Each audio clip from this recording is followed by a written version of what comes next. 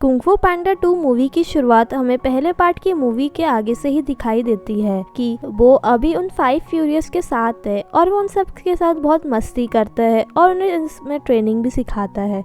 तभी उसे master Shifu बुलाते हैं तो अपने मास्टर शिफू से मिलने जाता है, जिस पे उसके मास्टर बोलते हैं कि तुमने आधे से ज़्यादा ट्रेनिंग कर ली है, लेकिन अभी तुम्हारी एक ट्रेनिंग बाकी है जिसमें तुम्हें इनर पीस पाना होगा, यानी अंदरूनी शांति। और वो पूछता है कि ये कैसे मिलेगी, जिस पे शिफू बोलते हैं कि इसमें बहुत ज़्यादा टाइम लग जाता है। जब बड़े बड़े योद्धा बहुत सालों तक बिना कुछ खाए पिए तपस्या करते हैं तब जाके उन्हें ये अंदरूनी शांति मिलती है। तो बोस बोलता है कि मैं उसके लिए कुछ भी करूँगा। तभी वहाँ पे टाइग्रेस आ जाती है और वह बताती है कि घाटी पे भेड़ियों ने हमला कर दिया है। तो वो और 5 फ्यूरियस उन सब से लड़ने चले जाते हैं और पूरा डट के उनका मुकाबला भी करते हैं।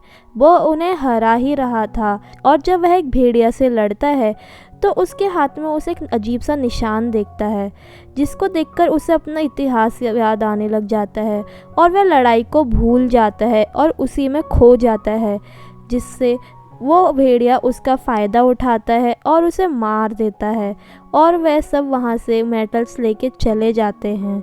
वहीं अब टाइग्रेस उससे पूछती है कि तुम्हें क्या हुआ था, जिस पे वो कुछ बताता नहीं है और सीधा अपने फादर के पास चले जाता है उनसे मिलने के लिए।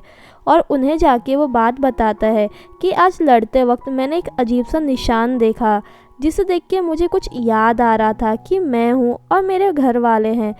और वह पूछता है कि आपको पता है कि मैं कौन हूँ, जिस पे उसके फादर बताते हैं कि मुझे तुम इन बास्केट में मिले थे एक दिन जब अपनी दुकान बंद करके बाहर जा रहा था, तब तुम इस बास्केट के अंदर थे और मैं काफ़ी समय तक वहीं रहा ये देखने के लिए कि कोई तो तुम्हें लेने आएगा, पर कोई आया ही नहीं। तो इसीलिए मैं तुम्हें अपने घर ले गया और फिर मैंने ही तुम्हें अपना बेटा मान के पाला पोसा। जिससे वो को अब थोड़ा उदास हो जाता है और उसके मन में बहुत सारे सवाल चल रहे थे कि आखिर में उसके माँ बाप कौन हैं और उन्होंने वो को क्यों छोड़ा। वहीं सीन शिफ्ट होता है और हमें गॉन्गमैन सिटी दिखाई देती है, जिस पे एक पीकॉक जिसका नाम शेन था उसने वहाँ पे पूरा कब्जा करा हुआ था। उसने अपने फादर को उस राज्य से हटा देता है और वहाँ पूरा कब्जा कर लेता है। वह पूरी दुनिया पे ही कब्जा करना चाहता था और इसीलिए उसने एक बहुत बड़ी तोप बनाई हुई थी जिससे वो सबको आसानी से हरा दे रहा था। वह मास्टर क्रॉक, मास्टर राइनो और मास्टर ऑक्स को भी हरा देता है और उन्हें बंदी बना देता है और वह अपने राज्य में वो तोप को लगा देता है और वैसे और भी तोपें बनाने लग जाता है। वहीं अब ये खबर कि मास्टर्स को शेन ने पकड़ लिया है तो शिफू को भी पता चल जाती है।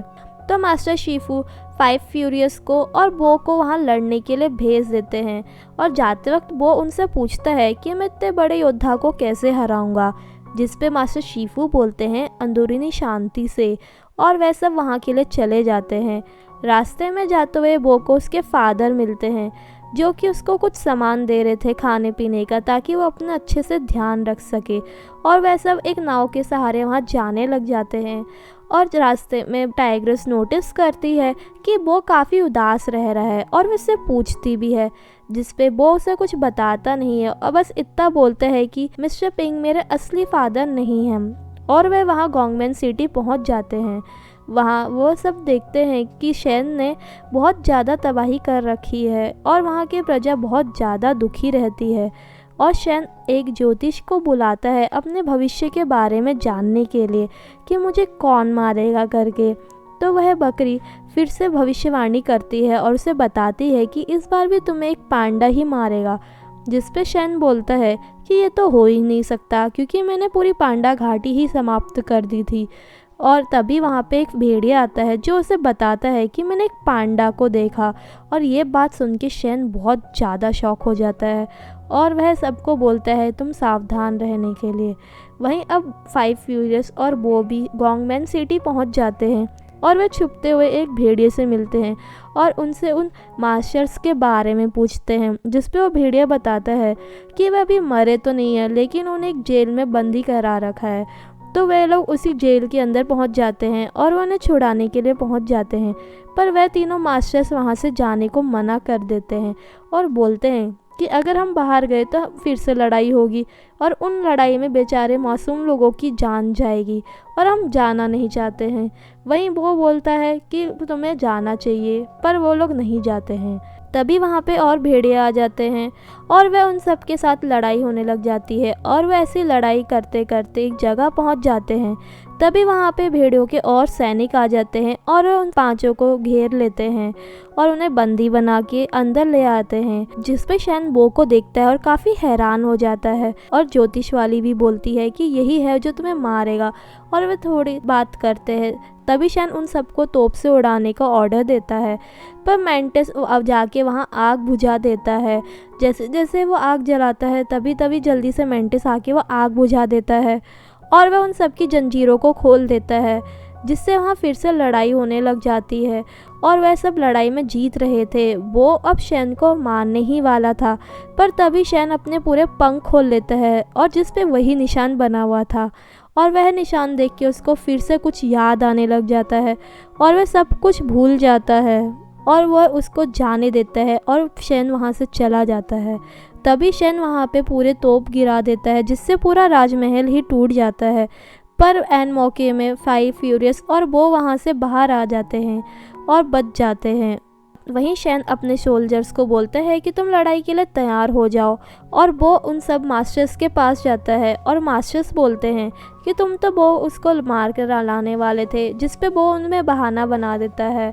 तभी वहाँ टाइग्रेस उसे अपने साथ जाने से मना कर देती है, पर वो उसके साथ जाना चाहता था और इसी में उन दोनों की लड़ाई हो जाती है। वह लड़ते लड़ते वो बोल देता है कि तुम मेरी फीलिंग्स नहीं समझ सकते। तभी टाइग्रेस उसे गले लगा लेती है और वो फिर अब उसे अपनी कहानी बता देता है कि मैं जब भी वो सिंबल देखता हूँ तो मुझे कुछ अजीब सा याद आने लग जाता है। तो अब टाइग्रेस उसे वहाँ जाने के लिए मना कर देती है, क्योंकि वो नहीं चाहती थी कि बो को कुछ हो, और वह पांचों ही आपस में लड़ने चले जाते हैं। पर बो उनका पीछा करता है और उनकी मदद करने चले जाता है। वहीं अब उसके सामने फिर से शैन आता है और अपने पंख खोल देता है और वह शैन से अपनी कहानी पूछता है। तो शैन उसे बताता है कि तुम्हारे फादर तुम्हारी बिल्कुल पसंद नहीं करते थे और उन्होंने तुम्हें जानबूझ के छोड़ दिया था, और वो उसको पूरा इमोशनल ब्लैकमेल करने लग जाता है और अपने तोप के सामने ले आता है। तभी वह तोप का गोला छोड़ता है, जिससे वो बहुत दूर जाके गिर जाता है। वहीं अब शिफू को भी लगने लग गया था कि बो की हालत ख़राब नहीं है और वो बहुत सैड हो जाता है।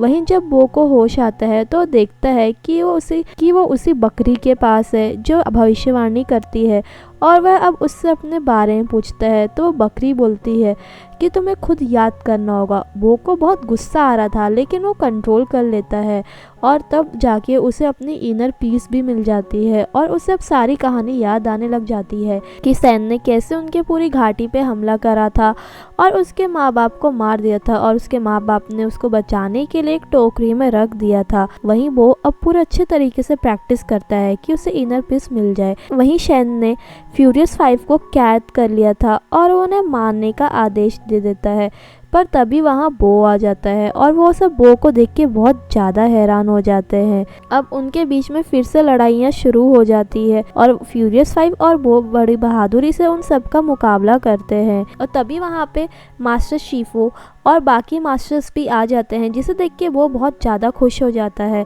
पर तभी शैन वहाँ पे अपना तोप चला देता है, जिससे सब लोग जख्मी हो जाते हैं। उसकी आधी जनता भी जख्मी हो जाती है, और वो जब अपने दोस्तों को जख्मी हालत में देखता है तो अब उसे गुस्सा आने लग जाता है और वह वो उस तोप के सामने ही खड़े हो जाता है और शैन उस पर गोला जलाता है, पर वो अपनी इनर पीस की हेल्प से उस गोले को दूर घुमा के फेंक देता है, जिसे देख के सब लोग डर जाते हैं।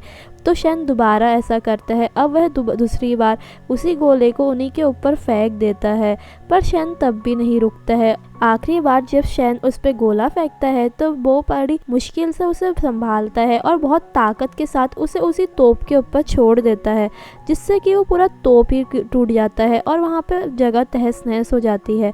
तो शैन अब बो के पास आता है उसने अपनी बातों पे उलझाने के लिए, और बातों बातों पे वह उस पर हमला करने लग जाता है। अब वहाँ पे उन दोनों के बीच में बहुत अच्छी फाइट होने लग जाती है, पर शैन गलती से अपने हथियार की एक रस्सी को तोड़ देता है, जिससे रस्सी टूटने की वजह से वो हथियार अब उसी के ऊपर आने लग जाता है और वो उसी में नीचे दब जाता है और वो वहाँ से भाग कर आ जाता है। और वहाँ अब सब लोग घाटी में बहुत ज़्यादा खुश हो गए थे। वहीं घाटी में सब लोग अब बहुत ज़्यादा खुश हो गए थे क्योंकि शैन जो मर गया था। वहीं वो अब घर आता है और वह अपने फादर को बोलता है कि तुम ही मेरे एक्चुअल में फादर हो, और उन्हें गले लगा लेता है। वहीं मूवी के आखिरी सीन में हमें एक घाटी दिखाई देती है जिसमें बहुत सारे पैंडा अभी बच्चे थे और उसमें फादर भी था जो बो का रियल फादर था, और उनको खबर मिल जाती है कि वो अभी ज़िंदा है। और इसी के साथ हमारी मूवी एंड होती है। तो अगर आपको अच्छी लगी please do like share and subscribe. Thank you.